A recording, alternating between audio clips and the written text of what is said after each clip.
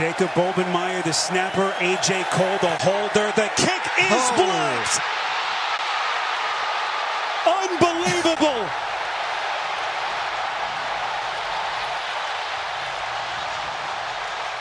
And agony down on that Vegas sideline. It was Josh Blackwell sneaking in who got a fingertip on it.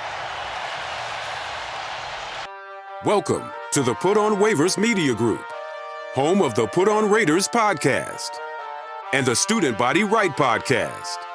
This is your place for the best breakdowns and the best insight for those who fight on and bleed silver and black. Now, here are your hosts, Dwayne Douglas and Ryan Holmes. And welcome, everybody, to the glorious episode of the Put On Raiders podcast. I'm your host, Dwayne Douglas, and as always, I am podcasting off the beautiful shores of the Pacific Ocean. Beautiful day out here in Southern California. PORSPR is my Twitter handle, so check me out there. The Raiders 24, the Raiders 24, Bears 25. They lose again. They lose again. And we've seen this game 25 million times. They've dominated for almost the entire game, and they end up losing the game at the very end. So this is what the Raiders do. No matter who the head coach is, offensive coordinator, defensive coordinator, then you have this whole situation here. I just did want to shout out to, Ashton Jeanty. He actually got the football. It must have been nice to actually get the football. He got the football, and he actually did something with it. Played very well today. Was outstanding today.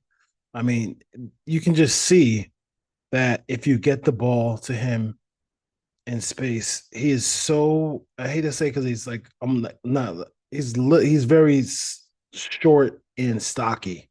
You can't get a hand on him.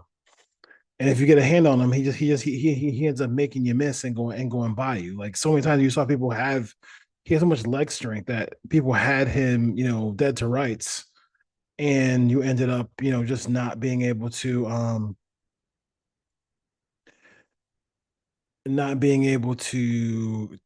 grab him at all. I mean, he gave the Bears fits all day. I mean, 3 touchdowns, couple receiving touchdowns, which was always cool because we've been screaming for him to get the ball in passing situations, and then he got handed the ball off a lot today as well too. The issue with the Raiders is the issue that I have talked about, Solo Lopez has talked about, Ryan Holmes has talked about. Everybody who really knows football talks about the same thing with the Raiders. Their inability to take a deep breath, look at the first round, identify a young quarterback, and draft one is why we are here right now. Imagine if this was like a situation like the Giants. The Giants, at the very least, they're trying to find out if Jackson Dart's the guy. But they were smart enough to get a veteran quarterback. Okay, that didn't work out. And now they're sitting Russell Wilson to play Jackson Dart. Jackson Dart won today. And the Giants won today. And they beat the undefeated Chargers, right? Now, are we really gonna? I mean, would the Raiders even consider playing Kenny Pickett, no matter how bad this got with Geno? Right? I mean, that's the biggest thing. Like, would you really want to do that? Would you really want to do that? And again, I think they need to let this thing crash and burn. He's 7 interceptions in 4 games. And you got to remember, 3 of his picks are in a game where, the Raiders were getting killed 40-10. And then he came back with some garbage time touchdowns. So it's not like he did anything really special in Washington. He's bad.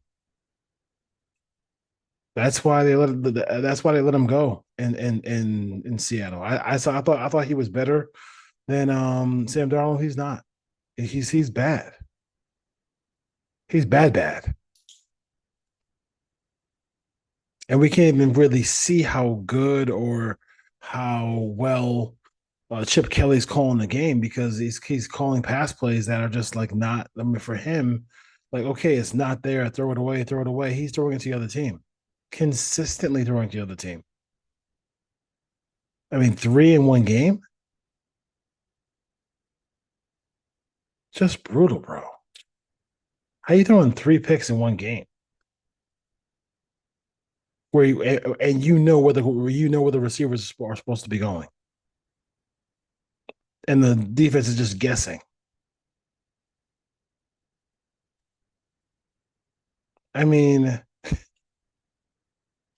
like this is a game where if they just didn't even score sometimes some of these drives.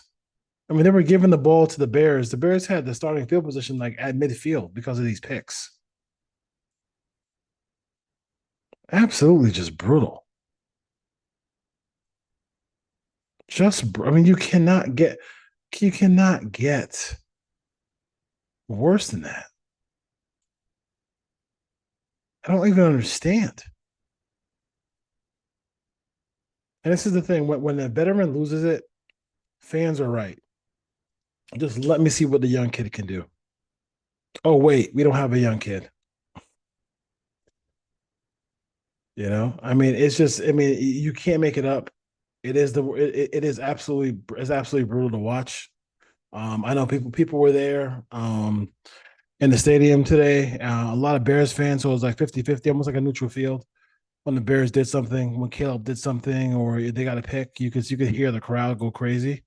So I mean, that was something that was difficult to watch. If you for Raider fans, like just to seeing how many Bears fans were there. But that's what happens. Like you can't fault these dudes, dude. Like you can't fault. You have a team in Philadelphia that's won 20 out of 21 games. Y'all can't even win two games in a row. And you're worried about the fans, like worried about the Bears fans being there. Good for the Bears fans. Good. You live in the Midwest. You want to travel? Go play some bets in Vegas. Go ahead. Good for you, bro. Those tickets are hell of expensive. How you gonna be bad and have the most expensive tickets in the league? Like, bro, just brutal. Absolutely brutal. JPJ looked like he looked good today. They lost Colton Miller, which for a little bit. I'm not sure how big that injury is going to be to his ankle. So we'll see. We'll see as the week progresses as they get ready for the Colts. So we'll see about that. It just the whole game. I mean, this was basically almost a Hall of Fame. I think Ted Wynn said it best. It's a Hall of Fame performance by Max Crosby today. This was like a Hall of Fame performance by Max Crosby today. Like that was to waste. Like to waste that was brutal. That's brutal. To waste that performance. I mean, the man almost had three picks today. Like I'm not sure why they were throwing those wide receiver screens near Max Crosby, but damn, he came close to grabbing those, and then taking it for a touchdown. And then he ended up getting a ball that he hit up in the air and was able to get an interception on. Just extraordinarily incredible, like how you're supposed to play defensive line game by Max Crosby today. Absolutely beautiful, incredible. You can't even. There's no words. There's not enough words to compliment him on his play. But end of the day, it's just like it's tired. He gotta be tired. If you're Max, you gotta be tired. Like you could love the silver and black, you could love the paycheck, you could love the opportunities in Vegas, day all day all night. But like, bro, that's tired. It's tiring losing games like this, man.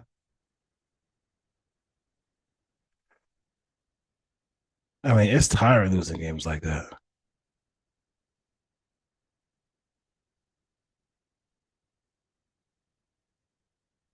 The most gut wrenching ways to lose. Like you're at this team is so.